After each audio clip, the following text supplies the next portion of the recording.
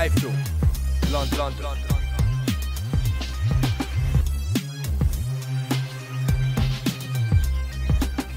iFILM, London.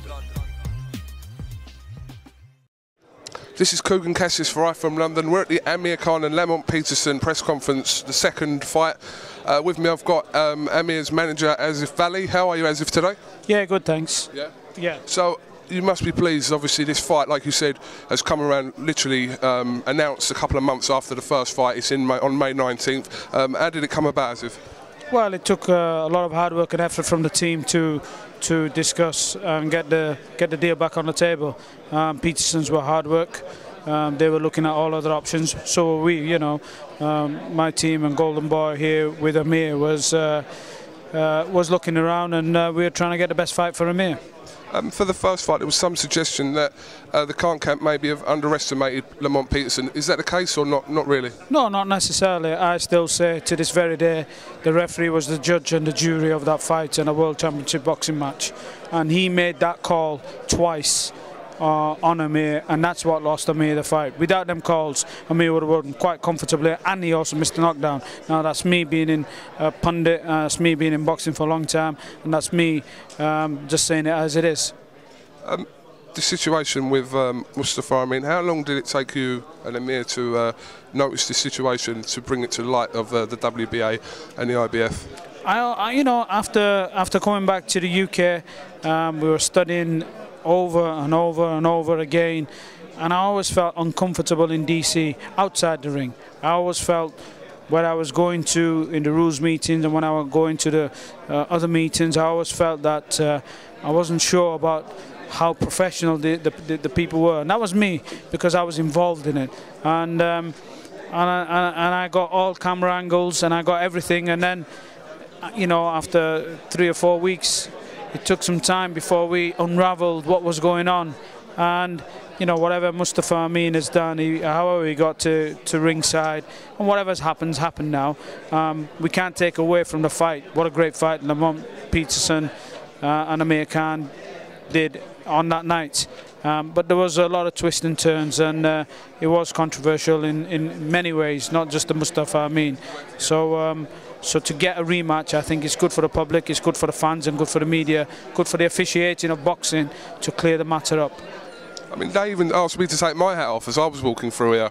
They said no hats allowed. I said, you know, I had to have a bit of an argument at the door, Asif, but I said I knew you. I don't really know you, but I said I know Asif Vali. There'll be a lot of kiss me quick hats in Vegas, yeah?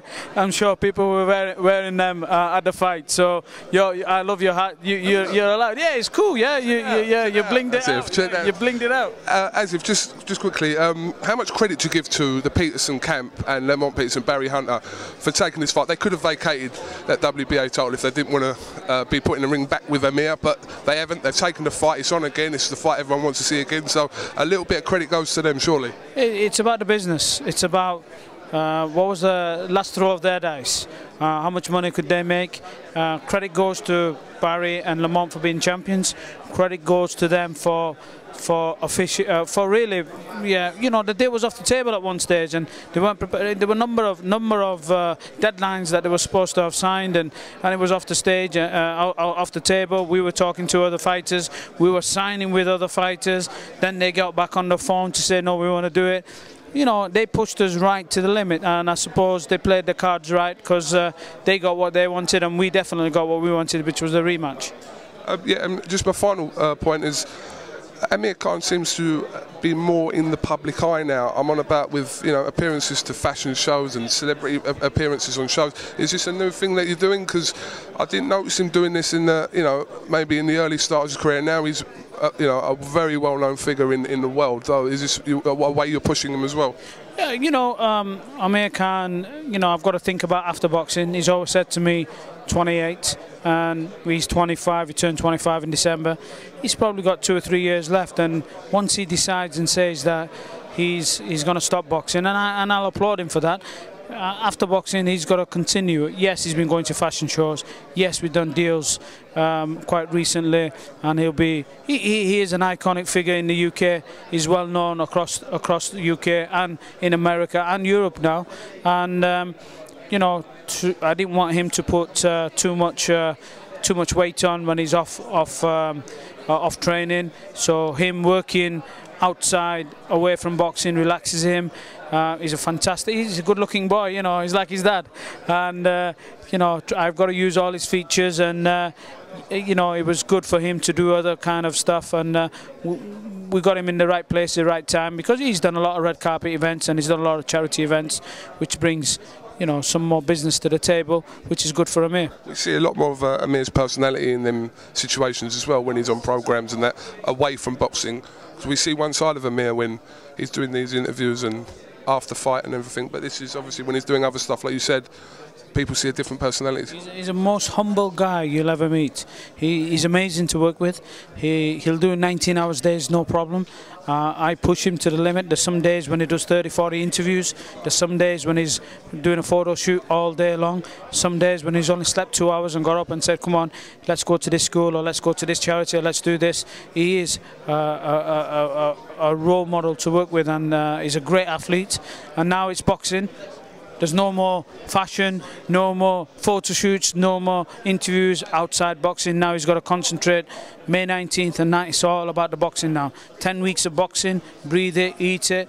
You know, that's what he's got to do now, and we've drilled it in him. And he himself has drilled it in himself to win them belts back, and that's all we're focusing on. All right, Asif Vali, thank you very much for talking to iFILM London.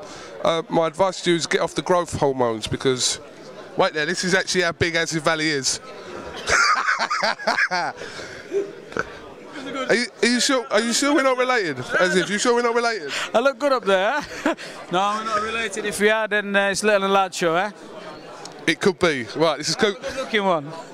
Kugan Cassius, Asif Vali here for iFILM London. Thank you very much.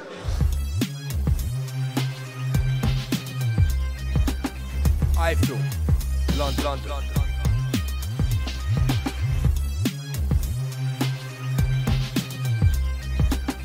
iFILM London.